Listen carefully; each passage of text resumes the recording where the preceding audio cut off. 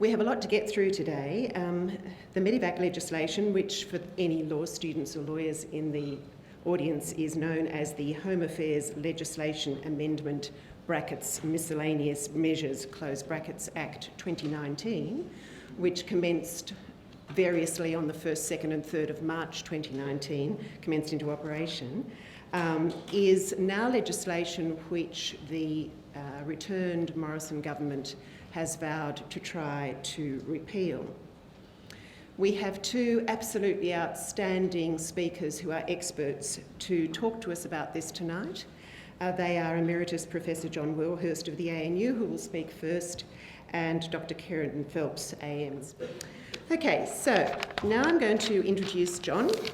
As many of you will know, if you live in Canberra, have been to the ANU, read a newspaper, watch the news, listen to the radio, then you will have heard of Emeritus Professor John Warhurst, who is a teacher, writer and media commentator. He's been an academic for almost 50 years. His Emeritus Professorship is of Political Science at the ANU, where he was Professor of Political Science from 1993 to 2008.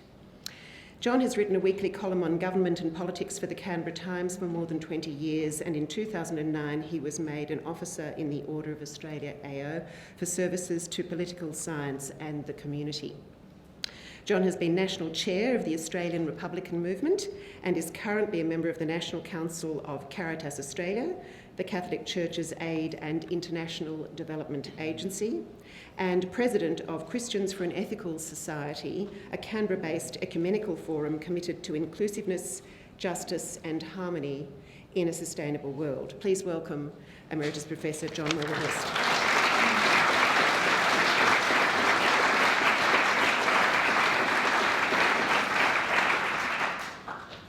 Thank you very much, Lauren. I'd like to add my respect to the Aboriginal elders past, present and emerging, on whose land we are meeting and whose enduring culture we respect. It's a real pleasure to be here this evening. I think my bio shows that I'm no stranger to the hard slog of politics when it comes to causes like foreign aid and the Republic, which probably share some elements with the whole question of asylum seekers and refugees. Our support for asylum seekers and refugees should never be diminished by fear-mongering, exaggeration of dangers and outright lies by those who seek to demonise them. That must be our pledge to ourselves and to the Australian community when that fear is being generated by powerful figures in the government. The case for the rights of asylum seekers and refugees is based on justice, compassion and careful logic. Let us never forget that.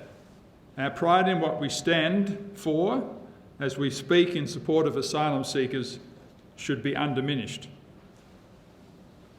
This applies to the issue of the moment, the defence of the Medevac legislation passed by the previous Parliament earlier this year in February, in which Dr. Kerryn Phelps, as member for Wentworth, and other crossbench members in the House of Representatives played such a key role. That was a proud but in many ways atypical moment in Australian parliamentary history. If only it could be more typical. I think that's a question for all of us. This Medevac legislation and the process it created to provide transfer of dangerously ill or seriously needy refugees and asylum seekers to the Australian mainland for urgent medical treatment is now under imminent threat of repeal by the Morrison government and by the Australian Parliament. Yet this legislation incorporates checks and balances and retains discretionary ministerial authority within reasonable limitations. And so when the new Parliament, which meets for the first time tomorrow, comes together, unfortunately a slightly different Parliament compared with that which voted in February, then this Medevac legislation is one of the good things done in the previous Parliament, which is under immediate threat. The government, led by Home Affairs Minister Peter Dutton, makes a series of spurious claims about this process, the Medevac process and besmirches the reputation not only of the refugees and asylum seekers themselves, which must be our first consideration, but also of anyone else, including doctors, lawyers and other professionals, and of course MPs who dare to stand up for them and to dare to stand up to the government. Not only does the government play the fear card by claiming that the process encourages people smugglers and boat people, but it also encourages self-interest rather than altruism among Australian citizens by falsely claiming overcrowding in Australian hospitals and unfair competition for medical care and resources. You know the various things that are said about the whole process, the Medevac process. And as far as I'm concerned, one of the worst things about the whole environment surrounding the Medevac debate and the Medevac legislation is that it appeals to the worst rather than the best in our community. The government's position is the opposite of truth, the opposite of logic, and the opposite of big-hearted compassion. Australians should not be taken in by it, but will they? Increasingly, public opinion surveys demonstrate that a growing number of Australians are not taken in by the government's position. Removing all refugee children from Nauru and Manus Island is increasingly supported, that is, removing them to bring them to Australia or elsewhere safely. The support among the Australian community is up to 80% when the option of transfer to New Zealand is offered as an alternative. National majorities support the end of offshore detention.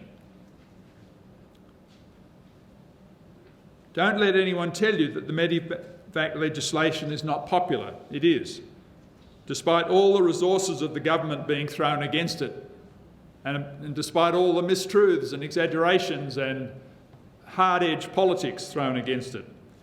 There's a long-term shift in attitudes going on in the positive direction among Australians of support for asylum seekers and refugees.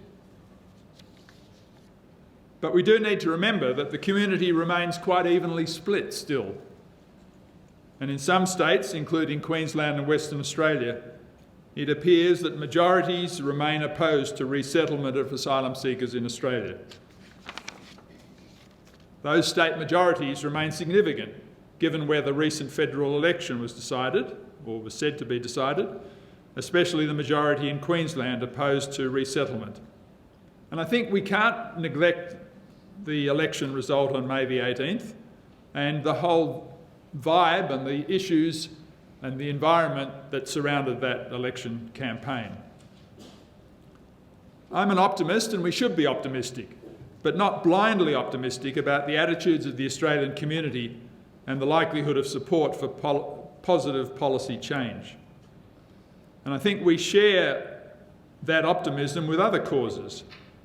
Some, it has to be said, perhaps with even greater community support. And I think when we play the game of public opinion, we have to be aware that, or remind ourselves that there are some other causes. Probably climate change is one that, an action on climate change is one that comes to mind, with at least the same and perhaps even greater support in the Australian community. So if the Australian community is asked over the next week or two, during the lead up to parliamentary proceedings as far as Medevac is concerned, if they're asked, and of course they won't be asked directly, the government will say, well, you had your say back on May the 18th, unfortunately.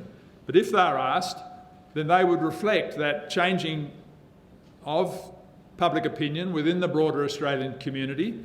To some extent, I think, a changing public opinion around the world, even in some parts of the world, of more compassion and justice for refugees and asylum seekers.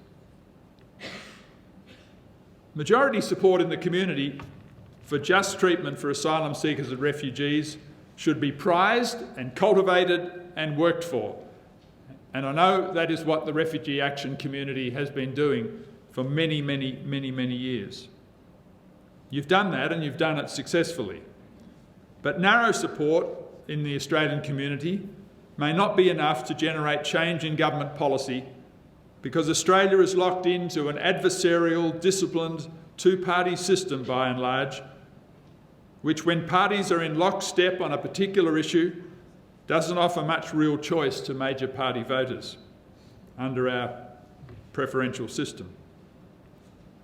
That's why I think that broadening support in particular parts of the Australian community, which are generally perceived as being more conservative, temperamentally conservative, if not ideologically conservative, if we can make that distinction, as Rebecca Huntley has been making the distinction in the quarterly essay recently, like rural communities and faith-based communities.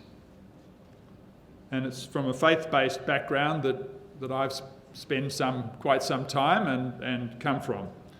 And I think concentrating on particular more conservative communities is an important strategy, parallel, side by side perhaps, with attempting to build greater majority support across the whole community. And in saying that, I know that the refugee action community has taken such steps already and has worked hard on gaining support and cultivating support within particular communities, and the faith-based community is one. I know, and just for one example, and Kerryn Phelps would know this better than I did, that voices from the faith community were part of local groups like Wentworth for Refugees, which contributed to children being transferred from Nauru during her 6-month period in Parliament. And at the national level, Politics in the Service of Peace, the major election statement by the Australian Catholic bishops, stressed deep concerns about just treatment for those seeking asylum. And that statement and many others during the election campaign should never be forgotten. And I think that's one of my concerns about the 6 weeks since the last election since the election on May the 18th, that all the support for many progressive causes, which was part of that election campaign, has almost been washed aside as if it didn't exist, as if the result said, well, we put your concerns to one side and now we're going to get on with the concerns of the winning side, and I want to come back to that in a minute. So let's not forget the positive side of the election campaign and don't allow that to be forgotten. The particular statement that I referred to said, millions of our sisters and brothers are forced to flee their homeland for fear of persecution or through displacement because of war and famine. Regardless of how they arrive in Australia, all asylum seekers should have their claims processed in Australia according to international conventions and as speedily as possible, and that includes resettling all remaining refugees on Manus Island and Nauru in Australia. Now, I think that's the type of statement of support which the refugee and asylum seeker movement needs and can benefit from, because it offers the hope, but not the guarantee, of convincing centre-right voters to stand up against the government and Labor where necessary. It makes support for asylum seekers strong and deep, as well as broad. Those faith communities, which I come from, have extensive connections into schools and among younger Australians and their parents, which are just as important as raw national-level public opinion majorities. Such statements, if followed up by action in communities, are the type of evidence which, as much as the polls, the now much maligned polls, can reassure nervous MPs and nervous party leaders that their electoral prospects won't be hurt by fear campaigns linking them to support for asylum seekers and refugees. Fear campaigns can be neutralised. And on the basis of such statements, we should go further and suggest that supporting asylum seekers and refugees should be a positive attraction for voters looking for a party or candidate to support, and convince the parties and convince candidates that they will gain support, not just hold on to support, but they will gain support by supporting justice for asylum seekers. But such suggestions must take into account the recent election result, which returned the Morrison government against expectations. I think we're now in the middle of an overreaction phase to that election result. It was, after all, still a close election.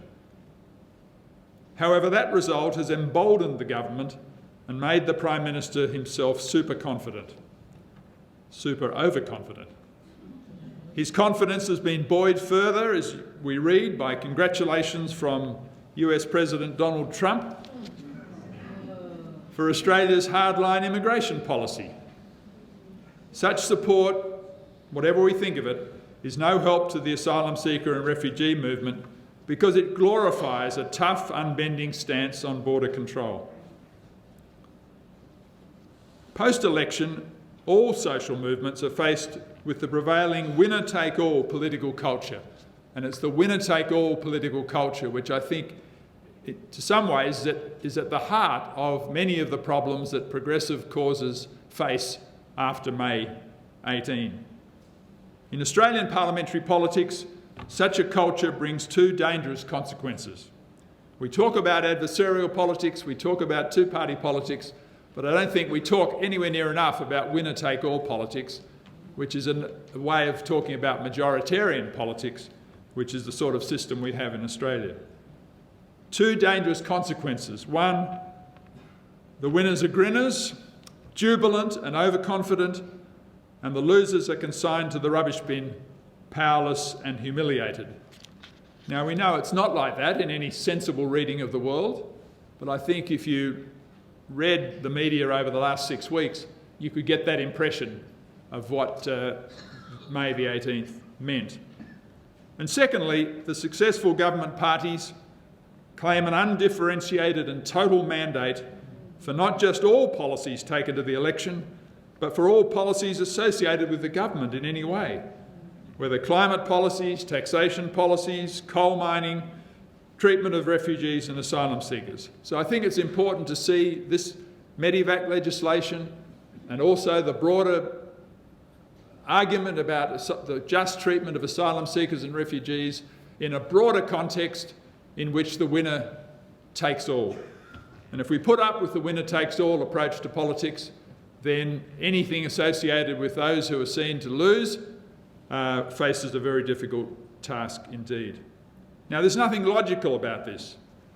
It makes for poor policy, but it also makes it more difficult in a post-election climate to differentiate between policies and to argue the case for one alternative policy, like Medevac, as we are doing. That doesn't mean that truth, justice, compassion and logic can't win. I certainly didn't come here this evening to say that. It doesn't mean that strategies such as convincing the opposition and the crossbench can't deliver victories. If anything, our task is easier in one sense than those causes like constitutional recognition of Indigenous Australians, which require the passing of a constitutional referendum.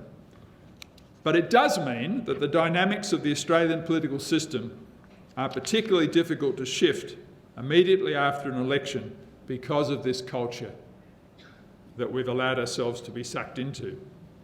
And maybe, to be honest with ourselves, that we glorify in if we happen to be on the winning side at an election.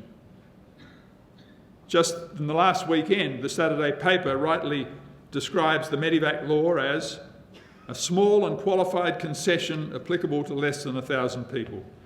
But the government is in no mood for concessions, and it appears only Senator Jackie Lambie from Tasmania stands in the way of their determination to repeal the law. At least that's what we're told.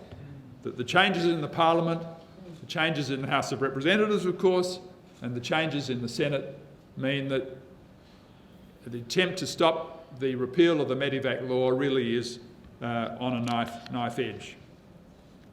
In these circumstances, we need champions right across the community, champions in the media and champions in Parliament in order to advance the cause of those whose voices are silenced by bluster, by lies and by fear-mongering. It's been an honour to speak to you this evening and to add my voice and to be on the same platform as Dr. Kerryn Phelps, who's one such champion. Thank you very much.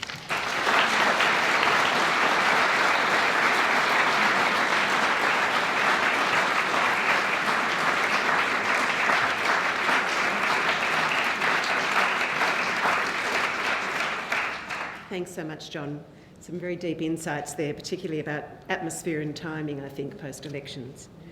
It's now my enormous privilege to introduce Dr. Kerryn Phelps, AM, to you with a brief summary of her significant CV. As you know, in October 2018, Dr Phelps was the first woman and first independent to be elected member for the Sydney Eastern Suburbs electorate of Wentworth in the House of Representatives, a seat she held until 18 May 2019 election, and I think a few people wept when she ceased to hold it. As part of her campaign for election, as has John already alluded to, her election in 2018, she committed to the ultimately successful Kids Off Nauru campaign, which was really quite a chink in what had felt like an endlessly unbreakable wall. We thank her for that. In her period in Parliament, Dr Phelps introduced, and with other independents and the Labor Party, had passed through the Parliament this thing we call the Medevac legislation, the Home Affairs Legislation Amendment Miscellaneous Measures Act 2019. And we know that the government seeks to repeal it, as John has said. Dr Phelps holds a Bachelor of Medicine and Bachelor of Surgery from the University of Sydney. She is the founder of 2 multidisciplinary medical practices. She is a Fellow of the Royal Australian College of General Practitioners. She was the first female president of the Australian Medical Association, and from there influencing health policy at state and federal level. She is on the roll of Fellows of the Australian Medical Association. I love that word, fellows. When you're a girl, being fellow is really good fun. She holds an honorary doctorate of letters from Western Sydney University, and before she became a Member of Parliament, she was elected to the Council of the City of Sydney in 2016, an organisation of which she is still a member. Please welcome Dr Phelps.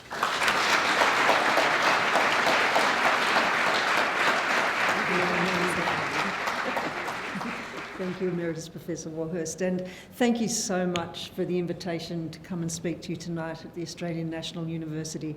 I'd like to also join the other speakers tonight in acknowledging the traditional custodians of the land on which we are meeting tonight. And I'd also like to pay my respects to their elders past, present and emerging.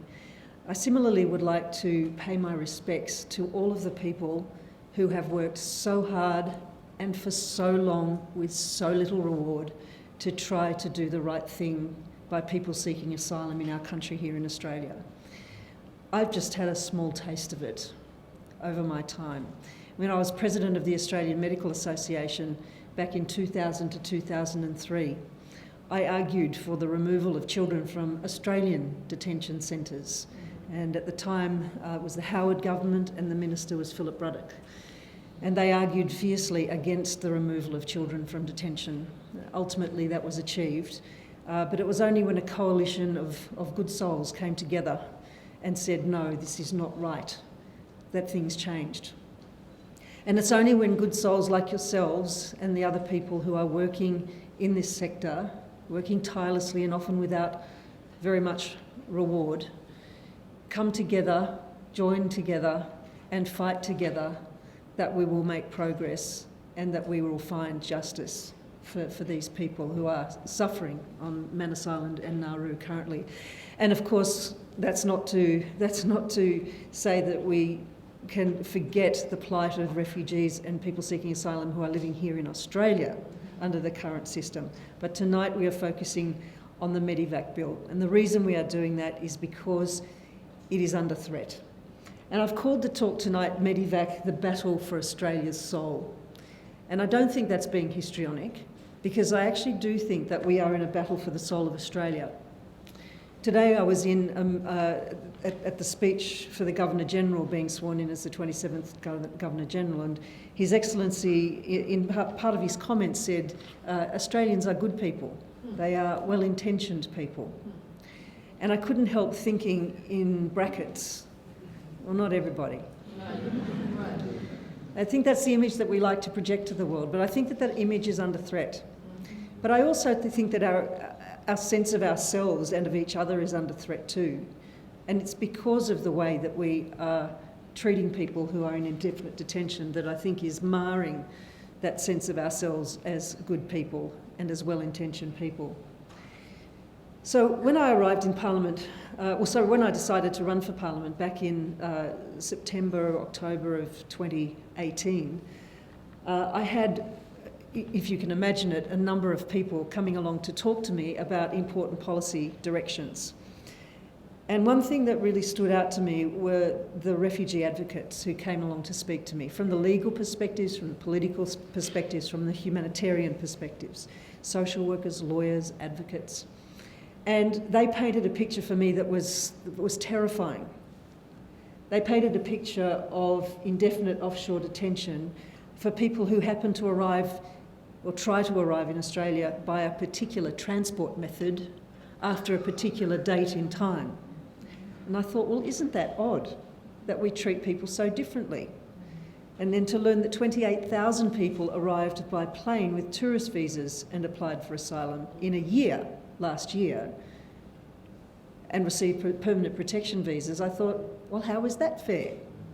And so my sense of justice, and you may be aware that I worked for 20 years on the marriage equality campaign, which was ultimately successful in December of 2017, but that was 20 years of hard slog, often with little reward and a lot of disappointments, very familiar territory.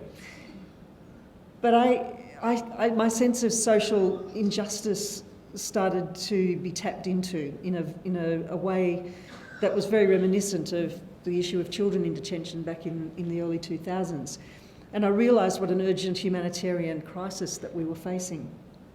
I heard from people about the hundreds of legal cases, impeding people being able to come to Australia for healthcare, children being denied healthcare, one person dying because he had an infection in his leg, Hamid Karzai, in 2014. And then in 2016, the coroner saying, you must change this, you must change the system. 12 people died in offshore detention.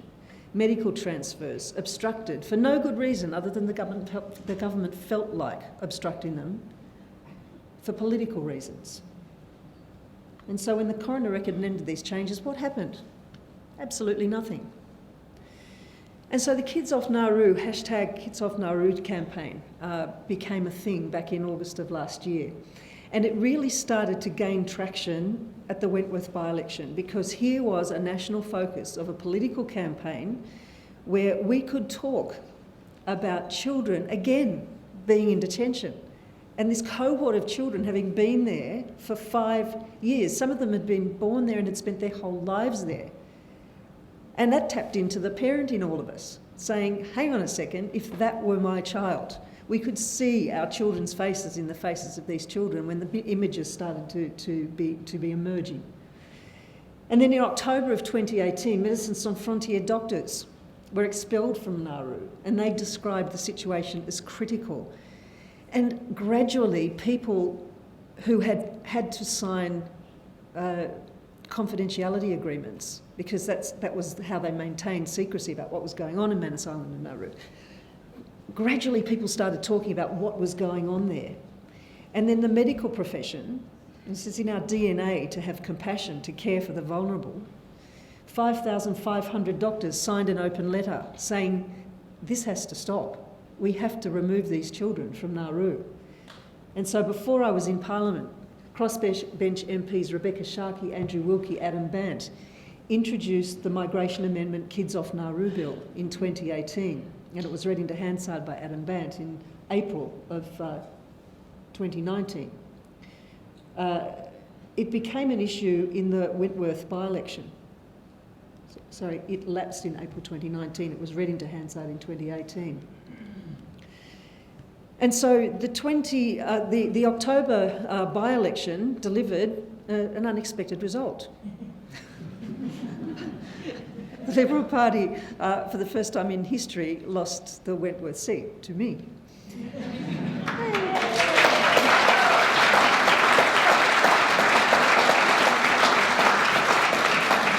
And it's because so many people not only in Wentworth but around Australia were so deeply concerned about a number of the directions that the government was heading.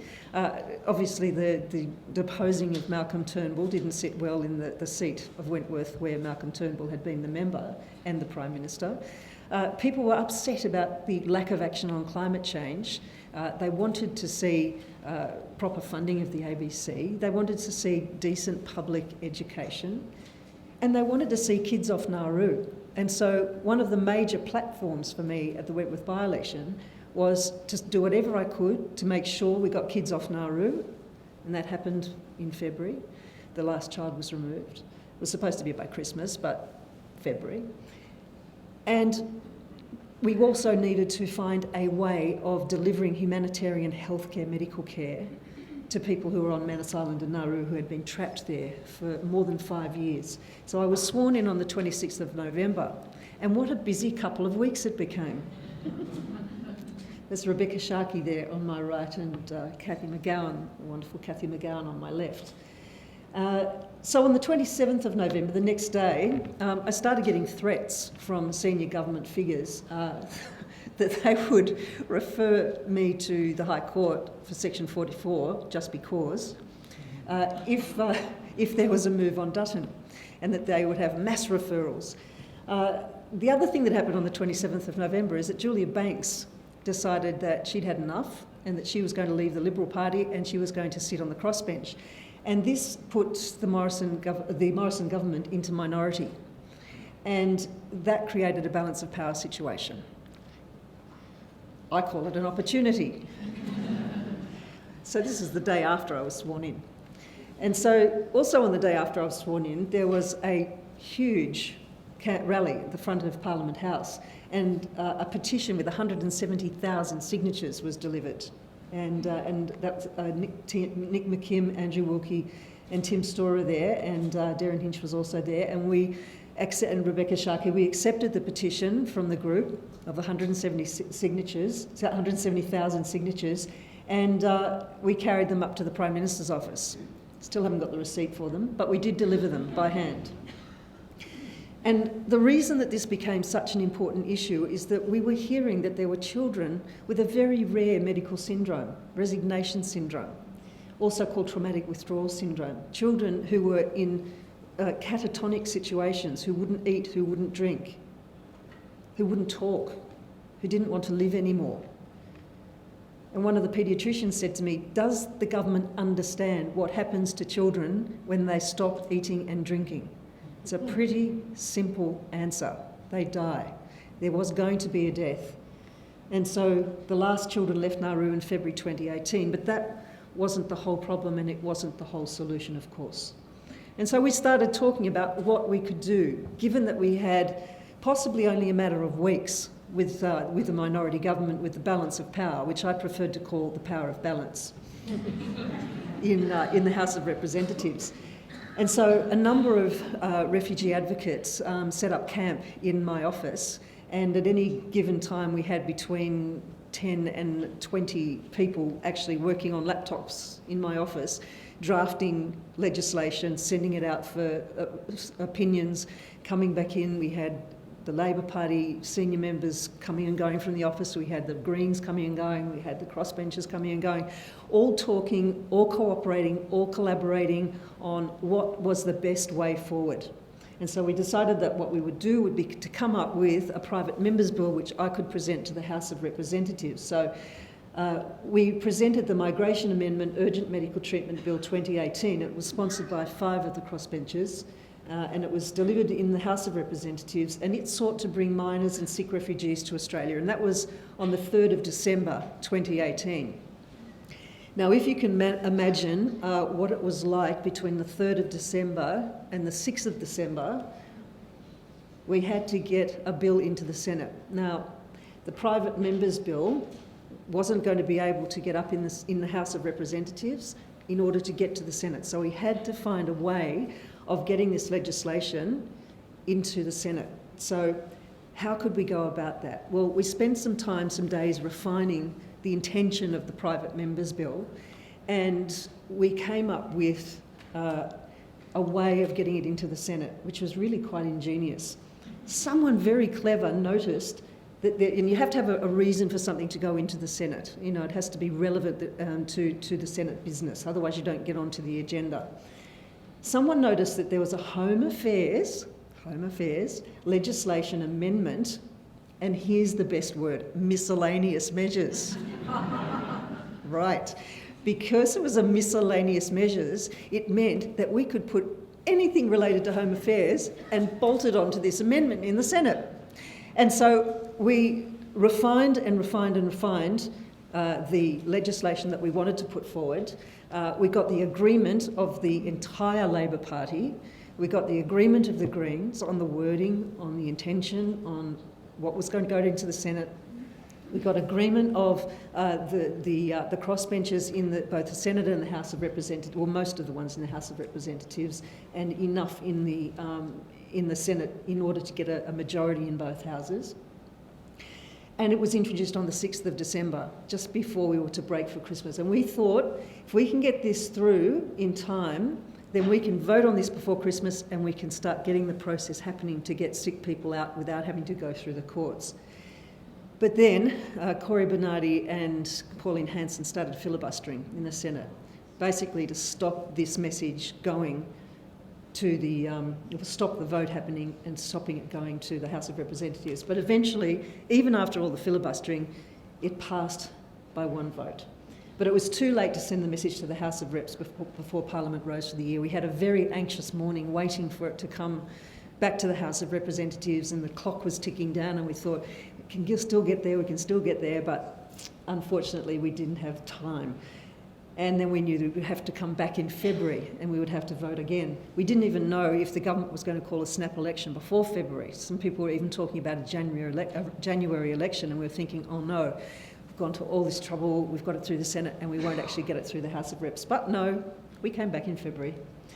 But we had an interview break and off we went.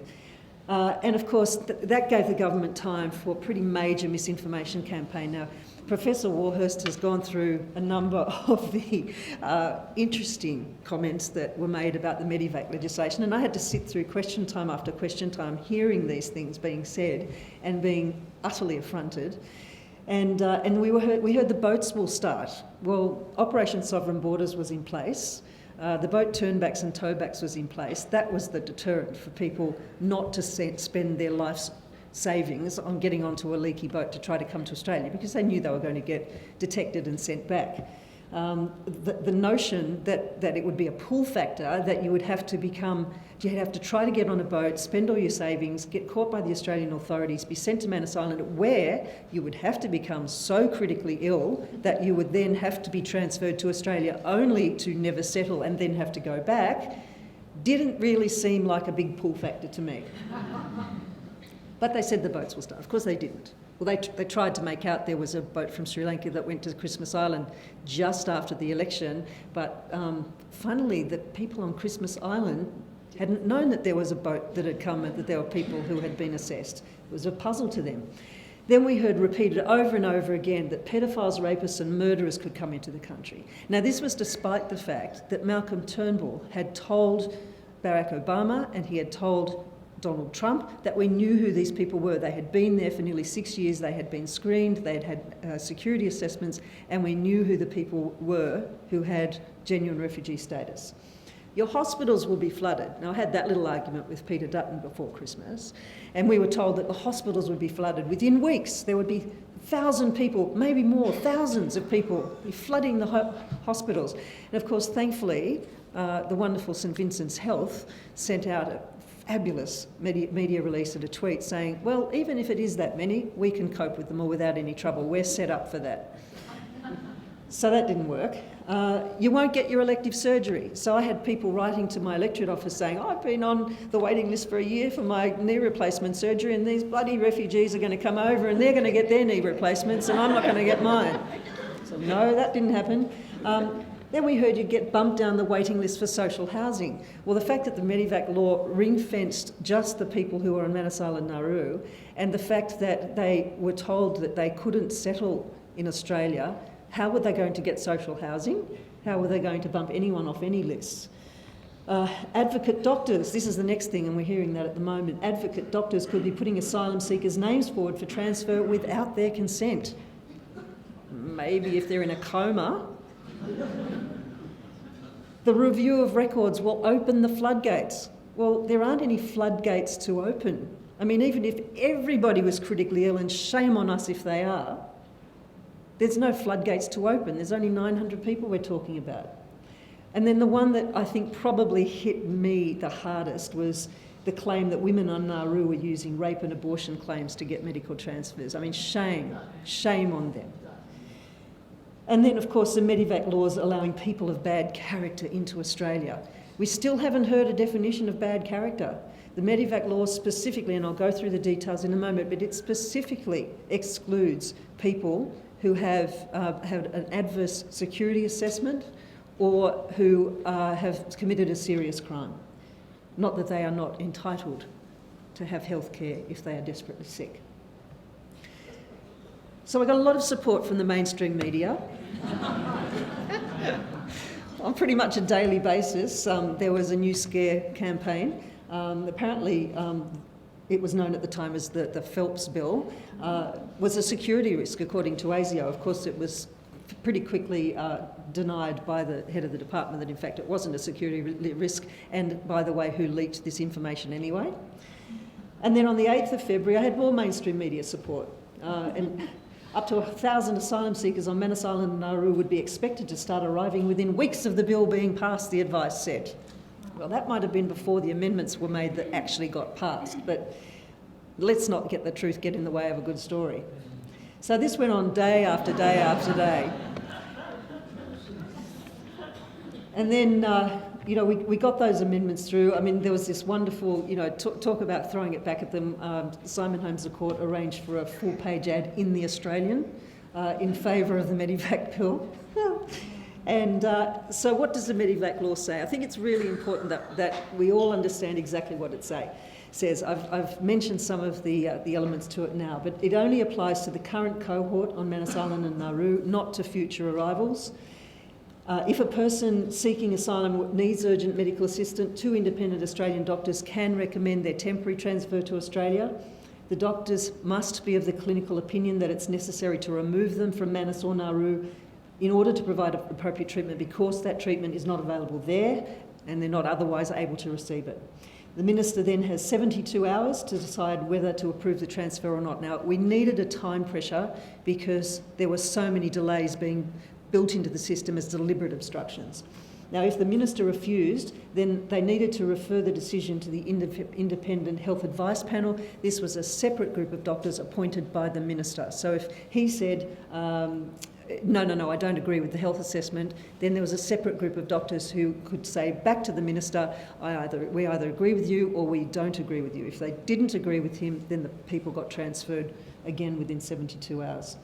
The Minister, as I said before, can refuse to transfer someone if they think that the doctors aren't right, in which case there's the assessment panel. If the Minister reasonably believes that there's a security issue or that there's a substantial criminal record and that would be exposing the Australian community to a serious risk of criminal conduct, which I'm not sure how it would happen in detention, but, there you go. And then what if the Minister refuses the transfer, and then the Minister ultimately does have the right of veto, but only for security or for security grounds, or if the person has a serious risk of criminal conduct. So, on the 12th of February, the Speaker tabled the Solicitor General's advice, and we thought, this is going to run us off the rails.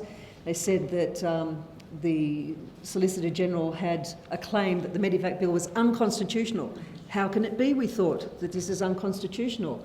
Well, it turns out if money is attached to a bill, then it can't go through the House of Representatives. It can't go from the Senate to the House of Reps. And so, in the way that we had done. So what we did was we contacted the medical organisations and said, we're going to have to do this for nothing. And they went, fine. So it no longer had money attached to it because the doctors were going to do the work voluntarily.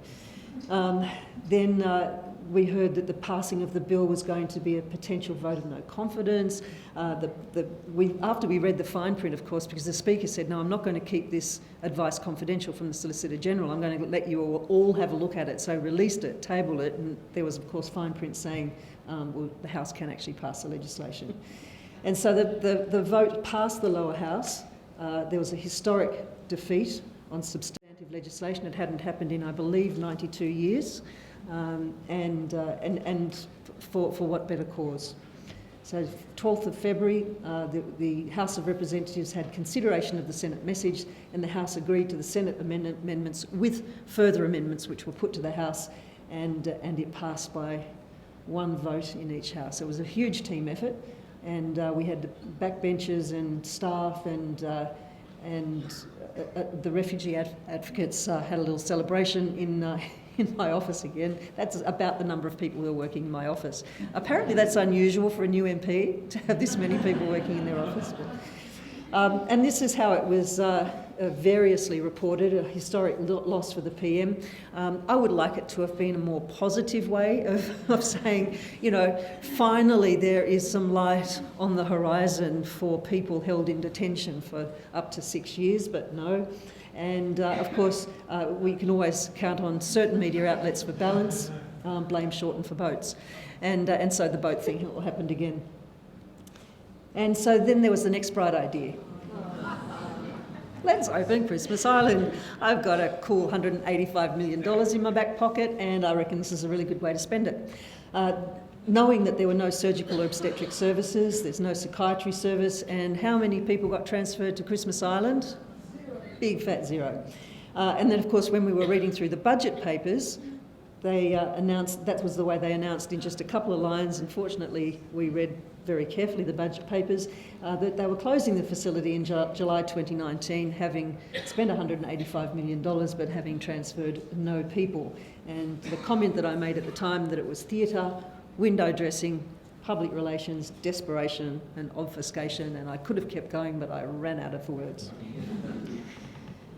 And then this was posted on Manus Island on the 2nd of March 2019, the day after this came into operation, and it basically talked about the laws, and then at the end, just to stick the knife in a little bit harder, the new law does not permit settlement in Australia. Any stay is temporary. You will never settle in Australia. And we wonder why there was an increase in suicide attempts and self-harm that came in after the election. And so the Medical Evacuation Response Group, the Medevac group, was set up, and what a wonderful group they are. And the reason that they were set up is that there didn't seem to be a great appetite by the government to actually set up a process that would make the Medevac responses happen. And so a wonderful partnership of specialists, refugee support organisations, doctors, caseworkers, counsellors and lawyers set up a very rigorous process, and they made sure that it was a rigorous process that could withstand scrutiny, that was professional, and that would actually achieve what needed to be achieved, which was the proper assessment of people needing to be transferred, the fact that people were not able to get the care on Manus Island and Nauru, and the process for getting them here and to get the right treatment once they arrived here. And then, of course, we heard about the threatened appeal, and you heard Professor Warhurst talking about just now. When they won the election in May, the coalition, Prime Minister and senior government ministers said, and you know, not that there's any really important other issues to deal with in Australia, but one of their top priorities was the repeal of the Medevac law. And honestly, it just doesn't make sense. And just to make the point, you know, there was some vision of a leaky boat arriving somewhere. It was apparently Christmas Island, but the Christmas Island people didn't know about it. And so let's go through the Liberal strategy, and then we'll be answering some questions for you. But the Liberal strategy seemed to be to deny that there was a health crisis on Manus Island and Nauru. I was told repeatedly by senior people that the health facilities were wonderful. I was shown beautiful photographs of the clinic up there. The trouble is that they didn't have the medical professionals and the nursing professionals and the psychologists to be actually able to deliver the healthcare, but the clinic looked very nice. The defaming of refugees with the rapist, murderer and pedophile claims, and then accusing women of fabricating a desire for an abortion or the fact that they'd been raped. A claim that Medevac would dismantle border protection, overwhelm hospitals and flood social housing. Opening of Christmas Island for $185 million, the announcement to repeal Medevac, then closing Christmas Island, the questioning of the rape story, and then the bad character allegations that have been happening a little bit recently without any definition of what bad character means. Still don't know. I think it's because you get on a boat to try and come to Australia makes you a bad character. But I want to actually finish on this note. And these are the men from Manus after the Medevac legislation was passed. They were able to get this message through. And this is what this is about. This is about human beings. And we have to think and we have to bear in mind that this is not about a political contest between sides. This is not about an ideology. This is not about, somebody's idea about how their world needs to run. This is about real people really suffering and desperately needing hope of freedom and safety. And that is why we have to defend Medevac. Thank you. Thank you so much, Kerryn. It's wonderful to be reminded that we're talking about humans and safety. We're humans, we would want to be safe. That's what we should want for all others. Okay, we have a period of time in which if people would like to ask questions of our speakers, please do so. We have a microphone circulating somewhere. I had a bit of practice over 20 years of fighting for marriage equality, of dealing, thank you, of dealing with all sorts of crazy accusations and opinion pieces and frankly offensive kind of language.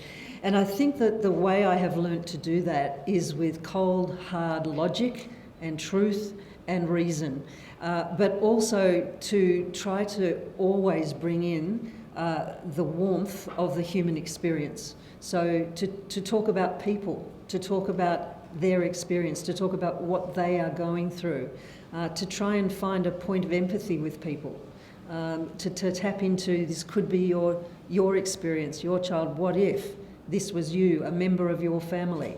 And so on the one hand we've got the reasoning and the logic, and on the other hand I think we have to also make sure that is combined with never forgetting that these are people that we are talking about.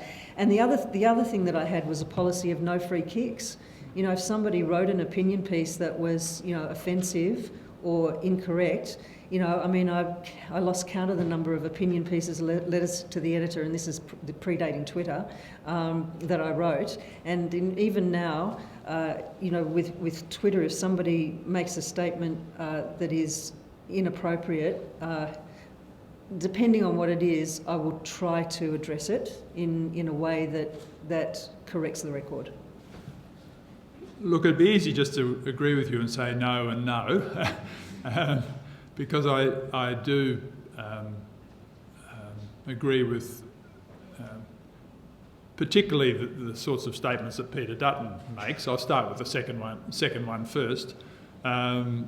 He does appear to be the sort of person who is, extremely dismissive of any alternative points of view, to put it mildly. Conducts himself with the assistance, of course, of his own media shock jocks and access to particular news outlets, and is totally unrepentant of anything he might say. On the first question, I think it's probably best to concentrate on the issue at hand. I mean, I suppose just having had an election where, like it or not, 51% of people voted for the return of the government, I think, and dealing with an issue immediately afterwards, it's probably best, I think, to try and argue the case as much as we can without the introduction of personalities or comparisons with previous governments. I mean, there have been some pretty terrible governments in Australia's history, and I'm not going to name one of them. But I think as a political strategy, I think it's probably best to try and narrow the focus on the issue at hand. Try and bring people across who might otherwise owe allegiance to that government. I mean, I don't know what chance in the future there might be of people crossing the floor or one thing or another, and I suspect you just make it harder for those people if you answer demonisation with demonisation. It becomes just shouting at one another across the room. And I think in terms of winning support of the crossbench, either in the Senate or the House of Representatives, and maybe even winning support of one or two members of the government at some stage, and they'd be mighty brave to cross the floor in the next few weeks. We can see what happens to members of, and let's admit it, members on both sides who cross the floor don't prosper, and they get plenty of white anting and awful things said about them. So I'd be inclined to, as far as possible, concentrate on keeping the middle ground in mind, keeping the people who may in fact have voted for the return of the government but still want to get behind the continuation of the Medevac legislation. I mean, that's just the way I would approach politics, and it probably takes, all types of in any one time. But I would personally rather play the role of reaching out to the centre where possible. Thank you, John. I can only go with the statements that have been made by the Shadow Minister, Christina Keneally, and she has indicated very strong support for continuing Medevac, and she has challenged the government, if they are trying to repeal it or amend it, to come up with any evidence that that is necessary. And of course there is no evidence, in truth, that there is a need to water down this legislation or repeal it at all. And so in answer to your question, we can expect Labor to support it, the government will have the numbers in the House of Representatives if they decide to go ahead with this. I'm very much hoping that they won't decide to go ahead with it. But if they do, they will have the numbers in the House. The question will be what happens in the Senate.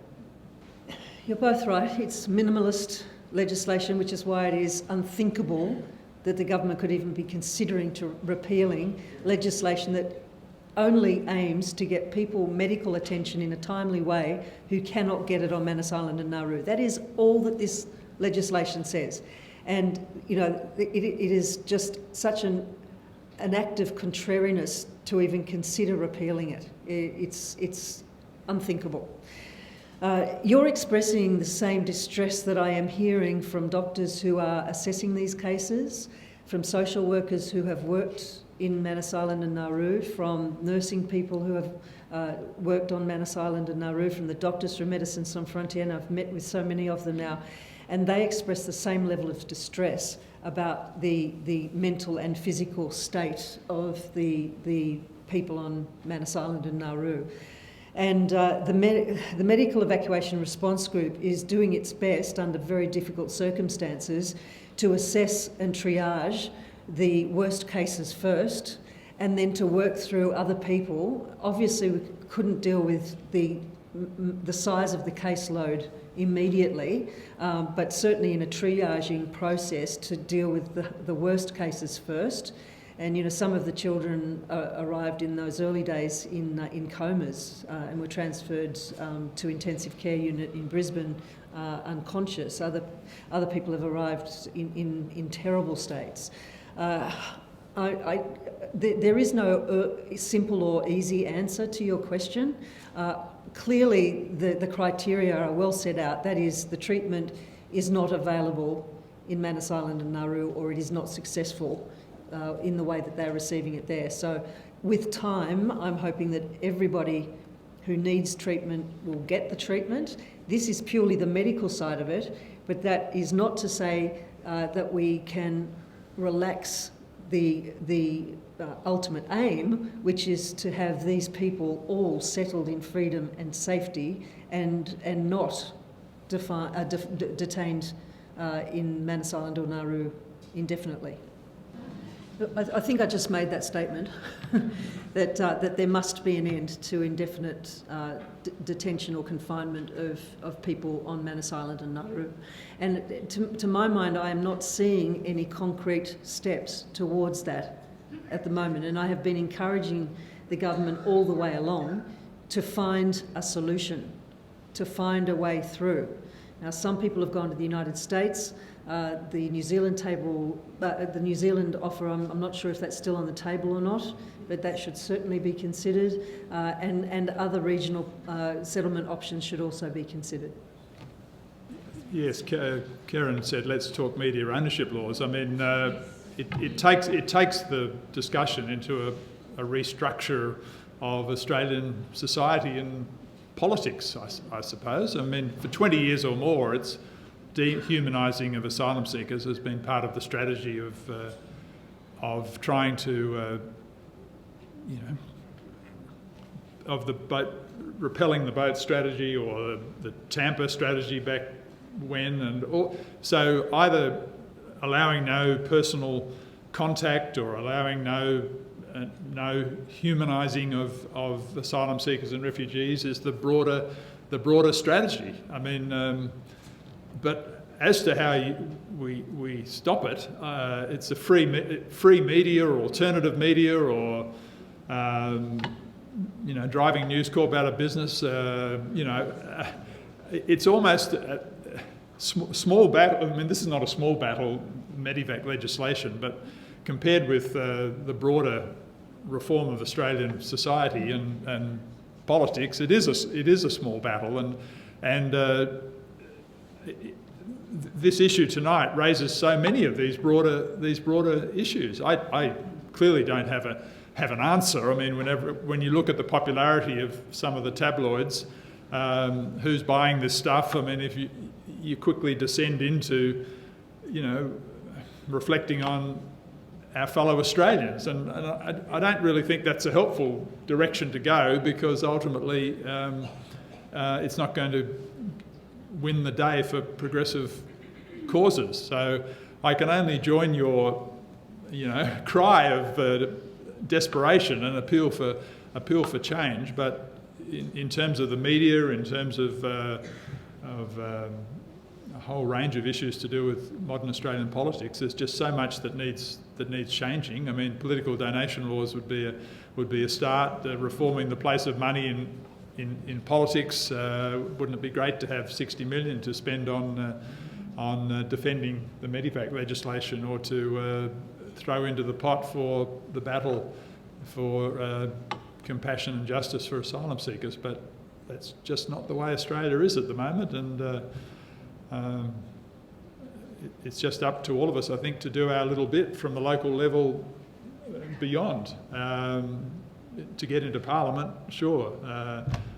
To break down the major party domination of Australian politics would be a good start, but there's a lifelong challenge for all of us, I think. Well, the answer has to be all of those things, I suppose. I don't actually like the use of the term Canberra bubble, even when it's used in a friendly way like that, because I think it portrays a view of politics and public affairs as something which is just for elites and not connected to ordinary people. So I would urge you not to use that term about our own community. Not just for our own satisfaction, but I think because it paints a picture and allows people who use that terminology to say, well, the rest of Australia thinks this, and the political class thinks that, and we can throw in doctors and academics and anyone else of a professional nature into that bubble. And I think that's very dangerous terminology. I know you didn't mean it that way, but I think let's steer clear of that sort of language and build the bridges as far as possible with the whole of the Australian community everywhere.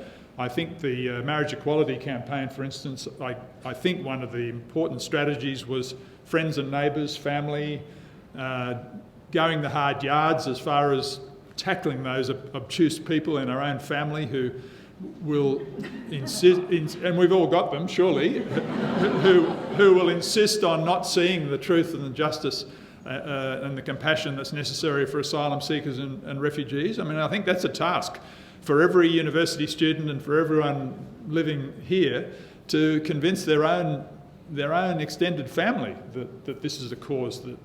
and I think that's a way, difficult as that may be, and as naive perhaps as it may be for me to say that is a way into all sorts of electorates. Get onto your Queensland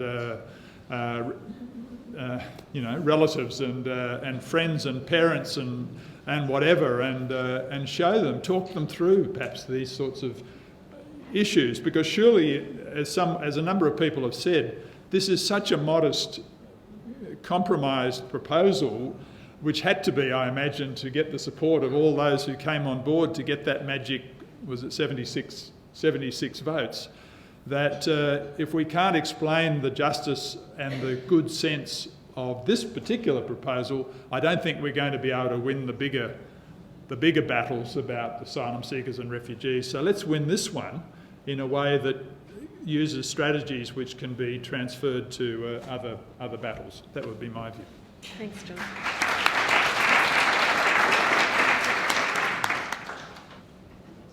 It's difficult to get accurate information because of the medical confidentiality that's involved with the individual cases. But I understand from speaking to people who are working with the response group that there have been something over 40 people who have been transferred to date, and that the process is working well, that the people who are coming here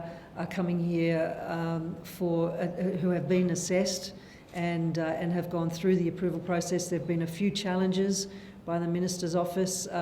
The assessment panel has agreed on a few occasions. They've not agreed on a few occasions. So the process is actually working as intended.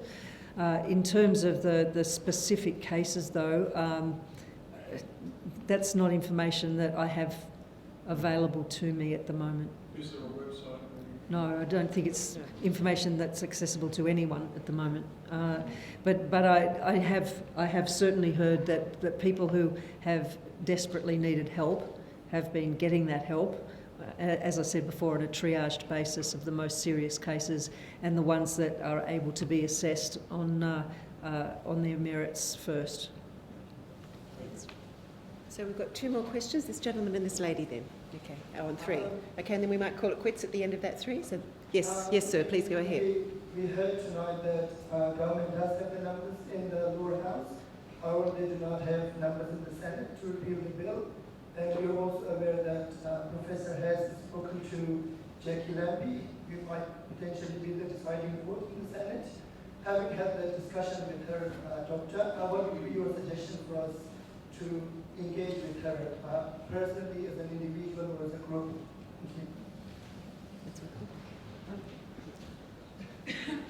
I have had a long discussion with Senator Lambie, and I will be having other discussions, but there are other people who are speaking with her, and I don't think it helps anybody for her to be pressured. She needs to be able to hear the evidence and make her own mind up.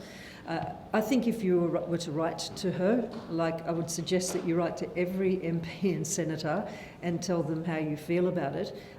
That's really important, because there may even be a chance that the government, if the MPs and senators get enough mail about this, that they won't try to repeal it, that they'll get on with other business and just let this legislation work as it was intended, and they'll concentrate on their tax cuts and whatever else they're going to be doing the next few months. And so, I would encourage every single person to write not only to your local MP, but also to the senators in your state in particular, and let them know how you feel, because it's only by reaching out that our elected representatives will know how you feel. And believe me, having had the recent experience that I've had, you really take notice of the mail that you get. Thank you. I mean, Dr. Phelps would have many more ideas than I would. I mean, you've mentioned most of them, I suppose. I mean, for those who have money, I'm sure there may be some people there'd be lots of people that money would help in lots of practical ways. I think it may be getting to Canberra to talk to, as well as supporting asylum seekers and refugees directly, but bringing people to Canberra to talk to selected politicians, supporting those who want to go and talk to MPs in their electorate offices. I mean, the usual, public demonstrations, of course, of action and support. I think we can all be part of those. I think how it's done is very important. I mean, I was taken by what Kerryn said about how you might approach Jackie Lambie, and there's certainly on other issues you hear of people who have been lobbied so hard that they actually think, bloody hell, I'm going to vote the other way. I mean, let's be honest, if these things are done badly, I think they can actually turn bad and can generate the wrong response. I think as well as writing to MPs, go and see your local MP in their electorate, make an appointment. On a number of other issues, I can remember always being told, and John Howard was a great one of saying this, well, I've never heard that such and such, was not a popular thing, or I've never heard anyone come to my office and say they want an Australian Republic, or they want climate change, or they want this, or they want that. And maybe he's right. Maybe we stay away from some of those people who you think their minds are made up, but a little bit of that doesn't help either, and doing it in a way which is as persuasive as possible. But that's just a lead into the expert. Look, I think advocacy has to be fact-based and respectful. And it can be very frustrating, but it's really important not to let your frustration show. I don't think that's helpful.